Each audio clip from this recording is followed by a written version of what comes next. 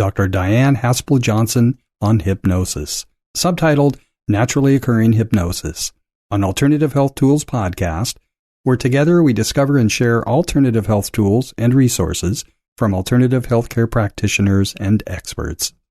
Visit the episode program notes right there on your mobile device, or go to alternativehealthtools.com, episode 99, and get your free video and ebook titled The 3 Biggest Things That Cause Sleep Problems and the One Thing You Can Do by 3 p.m. today to sleep better. We now bring you Dyan Haspel-Johnson.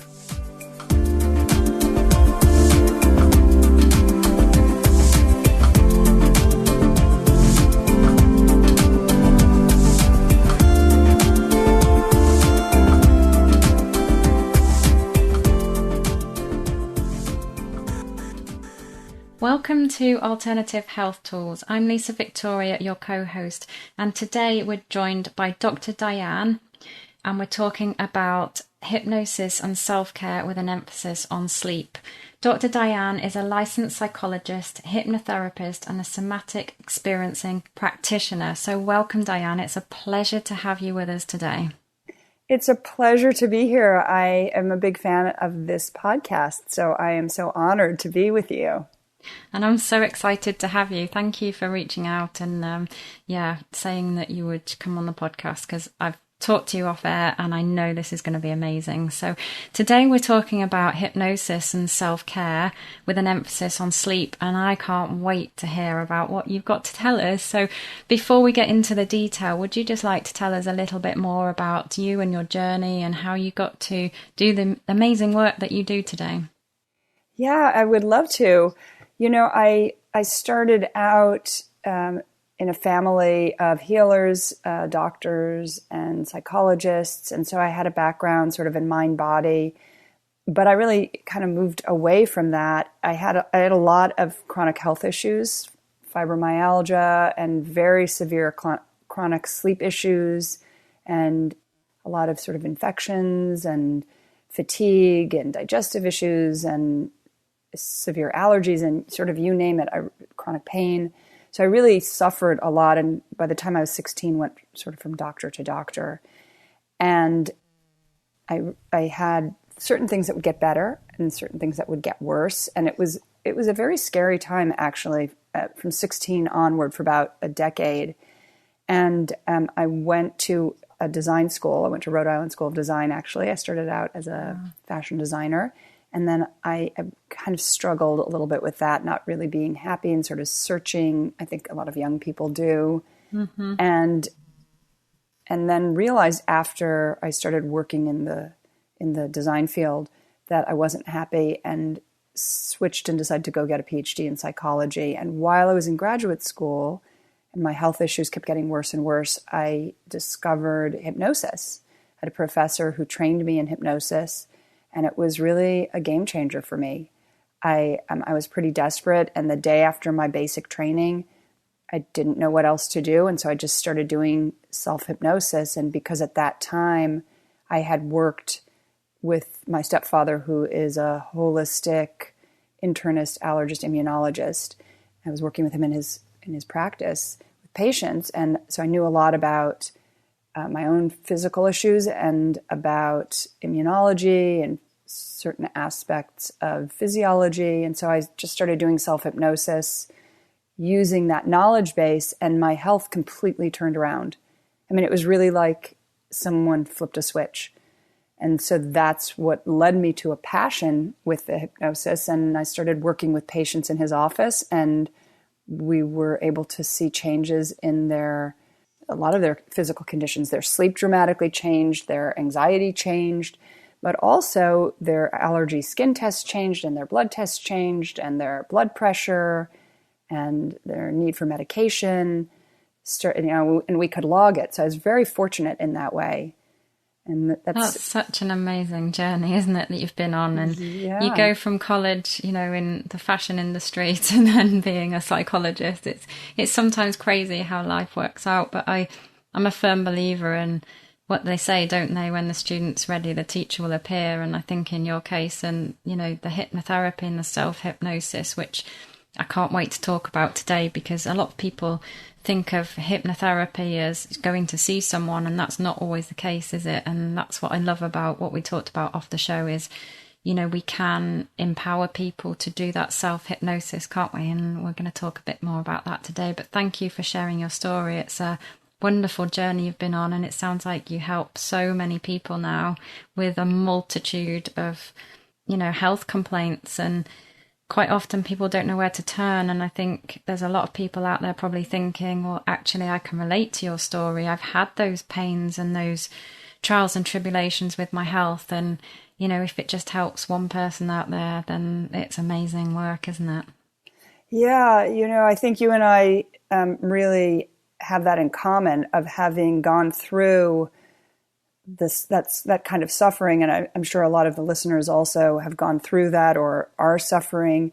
And, you know, of course, the last thing you want to do when you're suffering like that and going from doctor to doctor and having people either tell you it's all in your head, or they don't know what to do with you, or they don't see something, or they've never seen anything like it, all of those things. You know, the last thing you want to do is to keep going to another doctor. You want to get on with your life, right? You really want to just move forward and have some tools and feel empowered and feel more in control. And for me, hypnosis and teaching people self-hypnosis has done that. I've never found something that empowers people in the way that teaching them self-hypnosis does, because it's something that I think it's so natural. In most cases, almost everybody can learn it. It's something that occurs naturally. So it's just about tapping into that. And when people learn it, it changes their health and it changes their life, because they're able to use their own resources. They're able to use their own perceptions and direct their thoughts and direct their attention in a way that can be really transformative. That's amazing, isn't it? And it's that word, isn't it? It's transformative. And that's what most people are looking for. And like you say, you know, they go to one health practitioner to another, and they can then start losing hope, can't they? Because nothing's working, nothing's helping. And it is that transformation people are looking for, and the work that you do clearly supports with that. So let's talk about self-hypnosis, and let's bust some myths, shall we? Because I know there's a lot of people out there who think about hypnosis and think about maybe stage hypnosis. So let's talk about the difference between that stage hypnosis and the hypnosis and the self-hypnosis you do. And perhaps we can touch on, you know, the differences with meditation as well. Right. Great questions. I think a lot of people, unfortunately, because of sort of entertainment, either they've seen stage hypnosis or they've seen it in the media. And it's not to say that that isn't hypnosis, but anyone who's licensed in the healthcare field, like I am, knows that you want to use a tool that's powerful like hypnosis in an ethical way, meaning in a way that really supports the person towards a treatment goal. You know, one of the big differences in my mind between meditation, or different forms of meditation and hypnosis, is that meditation is really a state of sort of beingness, right? That's the goal, is to just have sort of a non-attachment, a state of just being present in the moment, or being present with yourself, which is a beautiful thing. Hypnosis as a therapeutic tool has that also as a goal, except that there's also at least one other treatment goal. So in my case, for example, it was working with my health issues. Sometimes I've had people who come in and they want to focus on just experiencing more joy or more wellness, or sometimes it can be changing their weight or changing their eating habits or fear of flying. I mean, there's a lot of different uses for it. Whereas with stage hypnosis, or hypnosis that's really used in the media, it's really for entertainment. So, of course, the people who are willing to get up on stage have an openness to having that experience and performing and doing something funny. They're open to that. So, for example, when I was a student and I was first really exposed to hypnosis and I went to a stage show, I had no openness to that experience of being up on stage and acting like a chicken or whatever. And so I didn't have any, I didn't have any experience of it. The stage hypnotist tries to sort of hypnotize everybody at once to see who's going to, raise their arm or have a, arm levitation kind of thing. And they're going to bring those people up on stage to sing like Elvis. If somebody is not having any experience of that, they're not going to bring that person up because it's not going to be a good show. Yeah. So they're really targeting people who are open in a certain way. When someone comes into my office or when I'm teaching people self-hypnosis through some online tools, it's really about helping people to tap into their natural hypnotic abilities and direct those and utilize those in a way that can help them heal themselves. Of course, the body has so much power. We don't always know how to tap into that. Yes. Right? So it's really about teaching people how to do that, how to direct their perceptions, shift their minds, and relax in certain ways that enhance their natural power and skills. That makes sense. And I just picking up on what you said there, it's about that self-healing and having that health goal, isn't it? And being able to use that self-hypnosis to support with that health goal, because the meditation's great, as you say, for being in the present. But what I'm hearing from you is self-hypnosis takes it to a whole new level to support with managing towards health goals. Is that correct? Yeah. And I think a lot of goals, but I particularly focus on the health, the mental health, the physical health. And one of the reasons that I think that hypnosis is quite different from meditation and from really nearly anything else that I've ever come across is that it has this unique way of bridging the conscious and the unconscious minds. Mm-hmm. So it's really a bridge state. It's really something that is moving back and forth between those realms. It's not the same as sleep. It's not the same as being just awake and having a dialogue, maybe like we are now. But it is a way of having those realms kind of communicate. So you sort of are able to move back and forth in a way that I don't think, I certainly have never found anything else that's similar. And from a brain perspective, there is actually a difference. There in meditation, it seems that in the studies that they've done, in the brain studies, and in the EEGs looking at that kind of activity of the brain waves, what they've found is that meditation is more of an alpha state. That's a sort of relaxation state. Mm-hmm. Whereas hypnosis tends to move more into theta, which is a slower wave of the brain.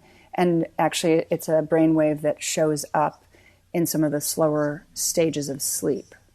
So I think that's why it's effective for sleep, and that's also why you're moving into different realms. And there's also different activity and activation in the brain.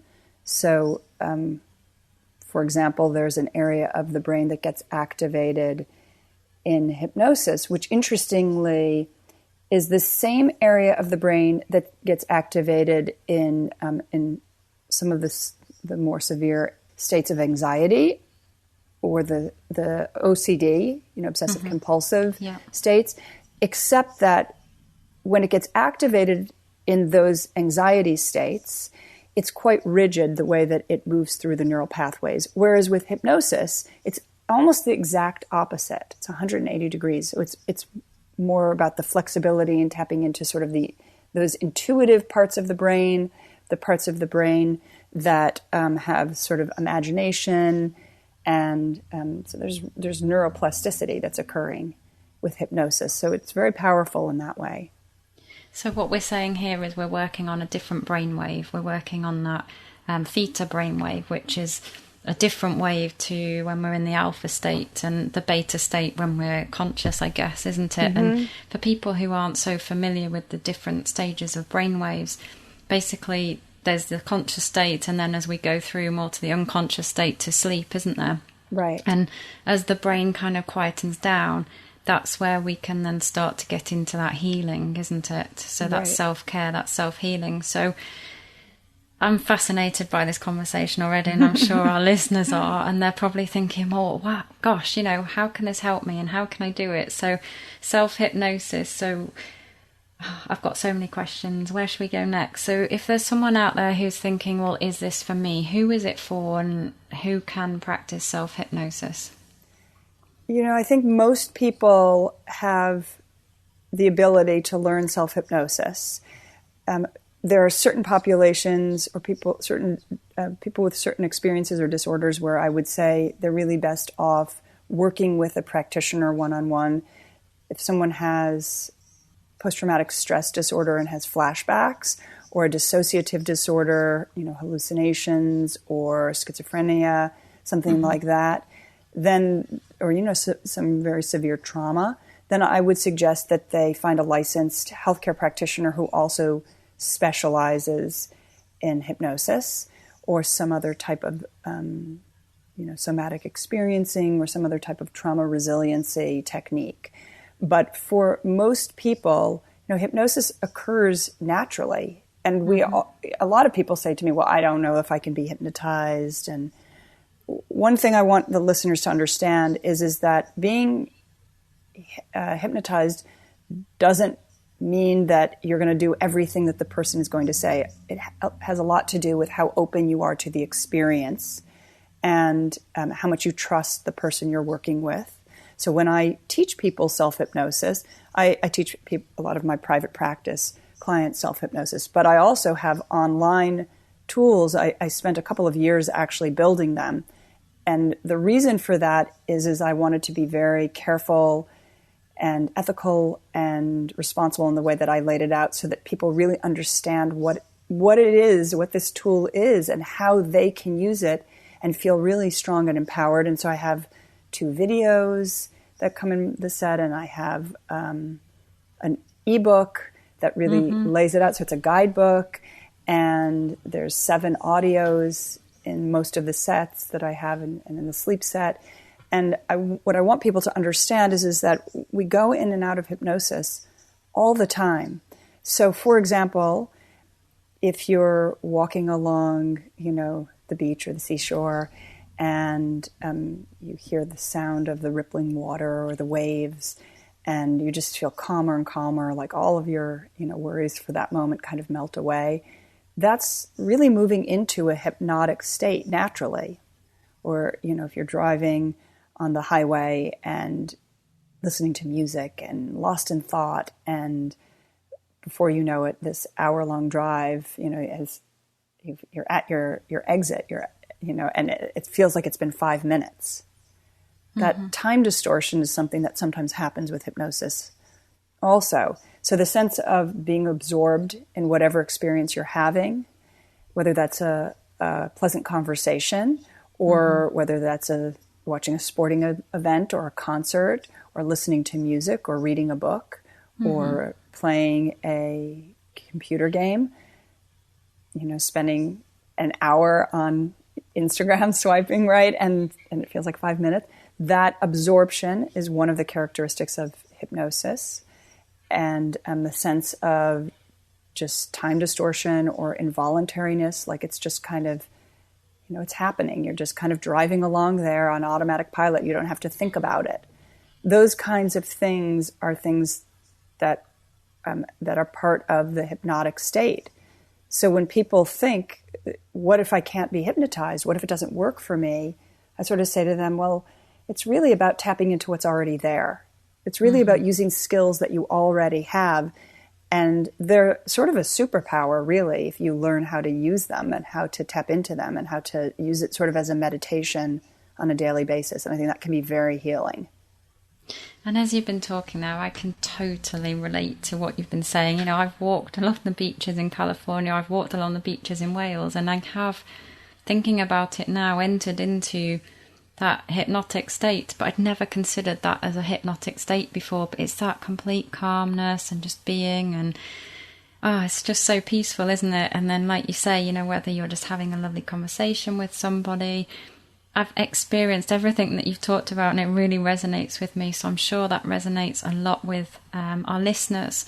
And I guess we accidentally, like you say, we kind of is naturally occurring. We go in and out of it all of the time without even knowing that we're practicing self-hypnosis. But what I love about your guided self-hypnosis, and I downloaded your ebook, and, you know, I've had the pleasure of listening to your beautiful voice and I used it the other night to go to sleep, and it was just so soothing and so relaxing. And that's what I love about this, is that whether you are naturally doing it by walking along the beachfront, or whether you are consciously looking to do it by listening to a guided audio, you know, by yourself or by another practitioner out there, it's being able to, as you say, tap into what we have naturally and what we can access naturally to work with ourselves to heal, I guess, and support our health. Right, exactly. I'm so happy that you listened and that you enjoyed them.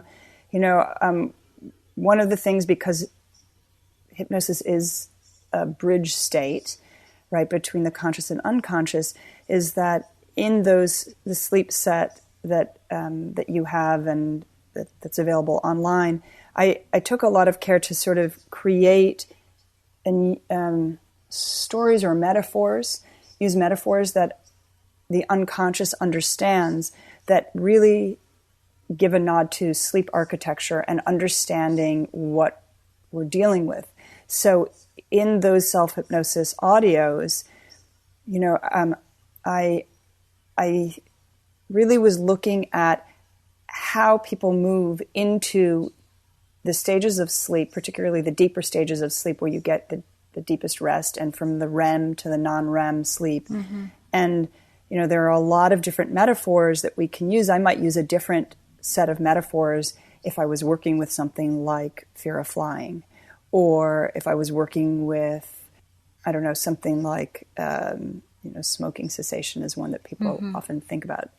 And when you're working with something like sleep, I think it's just so important to think about what the brain does, what the endocrine system does, what happens with heart rate and breathing and all of those things. And so since, you know, I'm the one thinking about those in the design of those, that allows the listener to not have to think quite so much about it, and to really learn the skill of listening to those audios, understanding what hypnosis and self-hypnosis are, and how they can be used, and how they occur naturally, and how you can tap into them. And my goal is that the more people listen to those kinds of self-hypnosis audios and understand what it is that they're doing, the more they can be self-sufficient about it.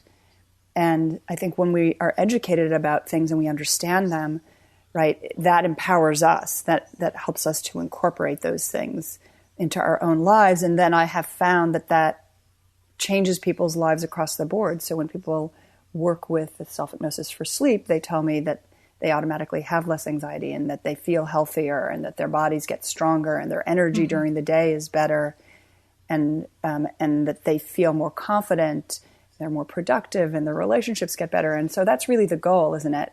Is to provide people with tools and resources so that they feel empowered and truly able to reach their potential. Of course, sleep is crucial. It's a beautiful ripple effect, isn't it? Like you've just described there, is when they start using your hypnosis for sleep, it has a ripple effect into other areas of their life. So the next day they're feeling more energized, they might choose different foods, their relationships gets better, their mental clarity gets better, and it's a beautiful ripple effect that can have on people's lives. So I guess if, someone out there is thinking, well, I sleep fine and I haven't really got anything going on, how can self-hypnosis support people, and how often should people be doing it just generally to look after their, as a self-care regime? I have been doing self-hypnosis every day for 25 years. And I think at the most I've probably missed 10 times. I mean, I do it every day. And the thing about that is, for me, I had really severe health issues. And of course, along with that, anxiety and, my to-do list and my busyness and spinning thoughts before I would go to sleep and all of that. So when I started doing self-hypnosis, it dramatically changed things pretty quickly, actually. My sleep is great now, and it has been since then, I mean, of course, everybody has a bad night here and there, but for the most part, my sleep is great and my health is great. And I feel very blessed about that transformation. But I still do the self-hypnosis.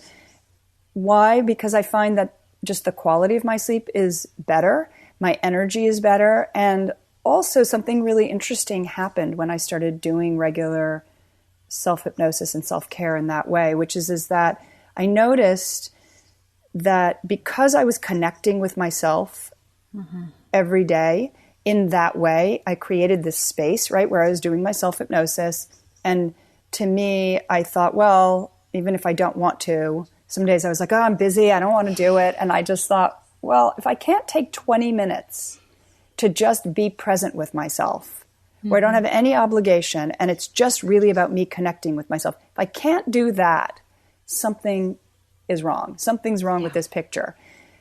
I need to be able to prioritize myself in that way. It's just 20 minutes. I mean, for some people, I say, fine, do 10 minutes. The recordings I've made, as you know, there's a range from, 8 minutes is the shortest in that set and 30 minutes is the longest. And that 30-minute one is really just for when going to sleep. But my feeling about that is when I connect with myself in that way, I feel like I have better judgment in the choices that I make. So my energy is stronger. If something is a little off, if a relationship seems a little off, I'm just faster in knowing that and knowing what to do about it. And I'm just more productive. So like, for example, one thing that I noticed almost right away when I started doing self-hypnosis was that, like, sometimes if I would do my self-hypnosis in the afternoon and I sort of was, adamant with myself, I have to do this in the afternoon, I have to take care of myself because I, of course, had all these problems. And then I would think, oh, I don't really want to, I'm fine, I just need to get my work done. And then I do it. And then afterwards I would be like, wow, I feel so much better. I didn't even realize how tired I was. I didn't even realize how stressed I was. And then I think, you know what, now I feel great. Now I'm really looking forward to my plans for the evening. Or alternately, I might think, wow, I didn't realize how stressed and exhausted I was. I don't feel like I want to go out tonight. I don't feel like I want to do that thing. Let me see if I can rearrange my schedule. Feeling kind of burnt out. And so I realized that I was a lot of times riding on my adrenals. And I didn't even know it. And so the hypnosis, the self-hypnosis actually has helped me throughout my life to be much more in touch with myself and what's really important to me, and to be in healthier relationships and environments and things like that. It's so interesting. You talk about, the adrenals, and we're talking about self-care here.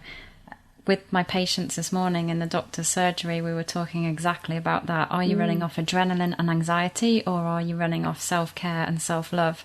And one of the things that's been a common theme all day for me today is that, and actually I've done a video that I've put on my social media about this, so it's really funny we're talking about this now, is that actually when we're running off adrenaline and anxiety, it becomes our new norm and we think we're okay.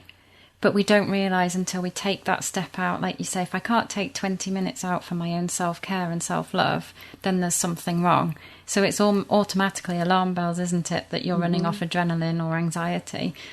And what I'm hearing from you here is that, that self-care, that self-practice every day is really important for us to balance all areas of our life to make sure that we can make those informed decisions. So actually, I'm not really feeling for going out for dinner tonight, so I'll reschedule. Or actually, that relationship's a little bit out of balance. That needs a little bit more care and attention. And one of the things that I've picked up on what you said is, self-hypnosis can be something that is either reactive or proactive. So when you started your journey, it was very reactive to your symptoms, and it was, something that took you on your journey, but now you use it in a proactive way to stay healthy. I love that. I hadn't ever thought about it in that way, but I think you're absolutely right. And I think that's such a great model for the listeners.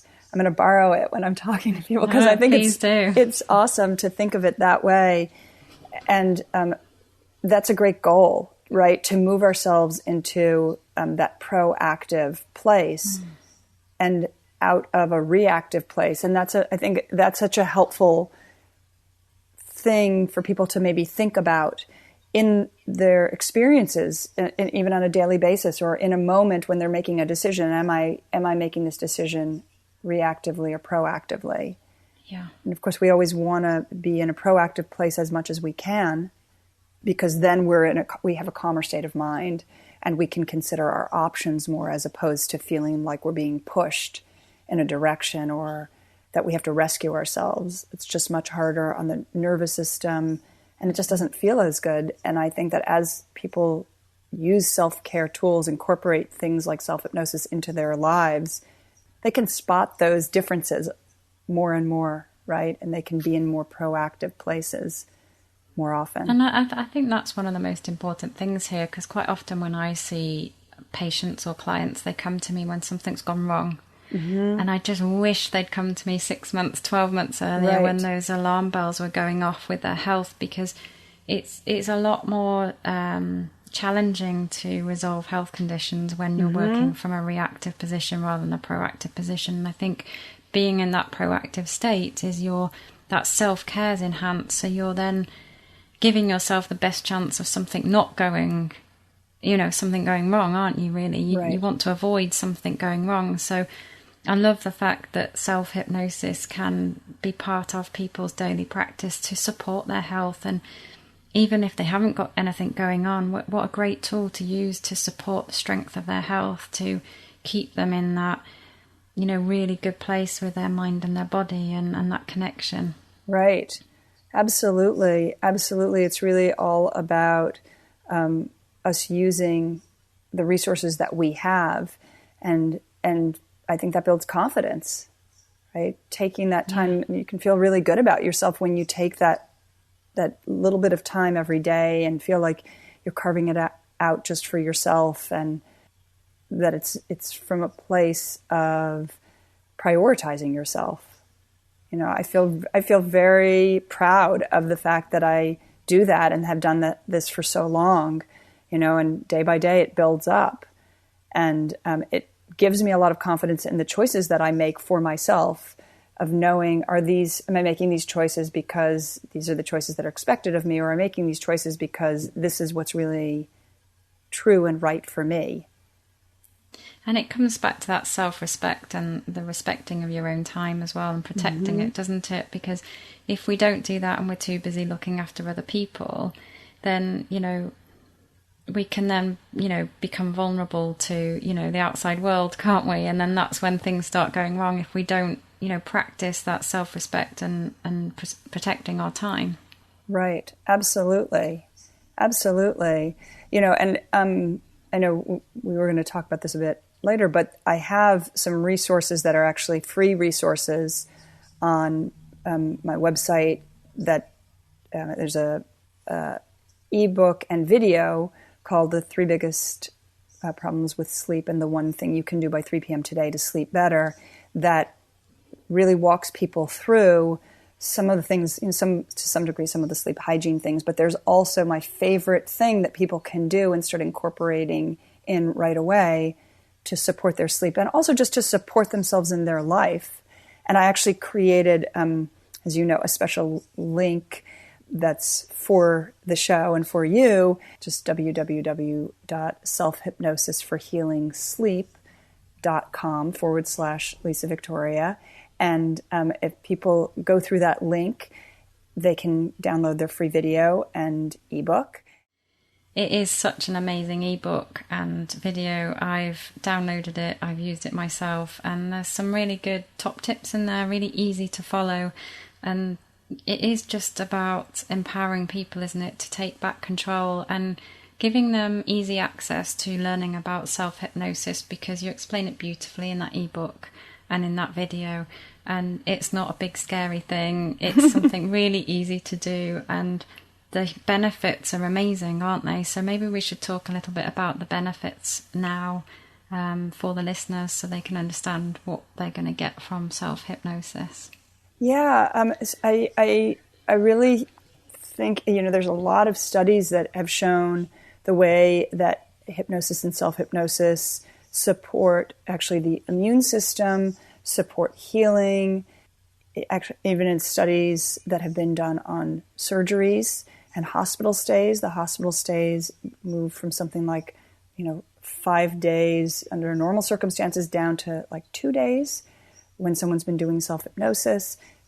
Helps with sleep, and there's some really good studies. Actually, there's a study that even came out this past January of 2020 on the benefits of hypnosis and sleep, and of course with helping shift pain so there's less pain. I mean, there's all kinds of great benefits that people can get. But I was thinking, I know you and I talked a little bit about this, but maybe I can walk the listeners just through a little, maybe not so much of a hypnosis, but more of a guided meditation that we can all do together for just a couple minutes right now, and then they can practice. Beautiful. Yeah. Yeah, let's do it. All right, let's do it. Okay.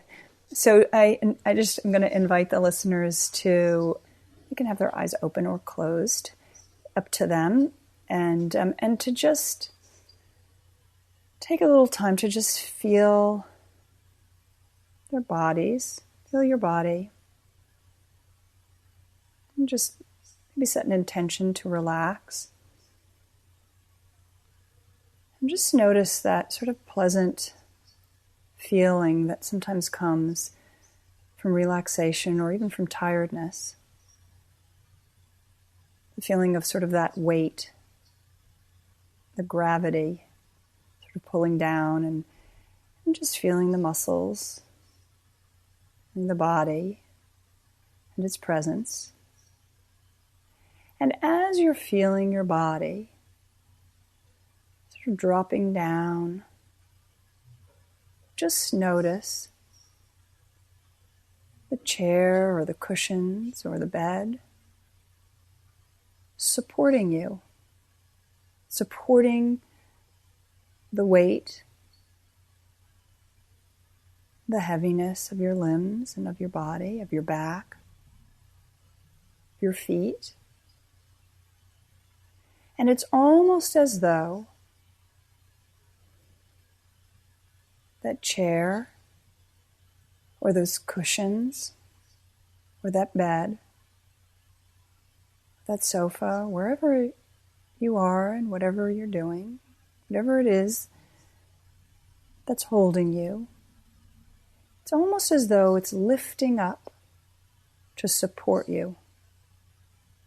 And just notice that. You might notice the points of contact of your body to that support,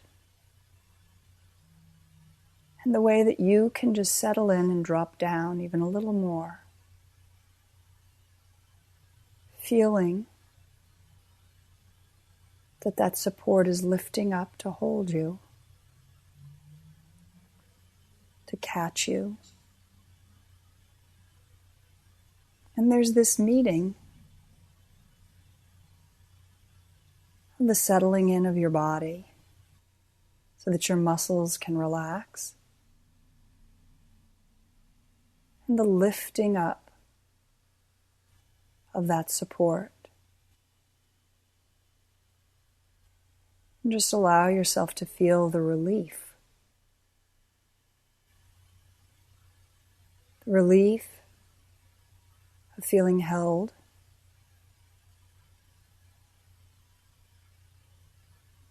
You might notice just how the mind and the thoughts can also drop down and quiet. And you might entertain the idea, the thought, that even after this, as you move about your day, you might notice more and more in your life the way you can settle into your body and just drop down into your body like you're doing now, and be supported, safe and secure by wherever you are and whatever you're doing, by the ground beneath your feet as you walk, as the earth is supporting you, or it might be a chair that you're sitting in at work that has your back. You might notice this more and more. And you might notice tonight, when you close your eyes to go to sleep, how the mind is supported by the quiet of the night. You might focus again on your body and the weight, solidness, and the safety and support of the bed, reaching up to contain the moment and let you sleep. And so just take a breath now, and on the exhale, your eyes are closed, open them, or otherwise just look around. Just being back in the space and feeling how the space is supporting you. And just take this into the night tonight when you're lying in your bed, whatever you need. And just let us know, maybe in the comments or in the show notes, let us know. Send us an email and let us know how it supports you and how this works. Wow.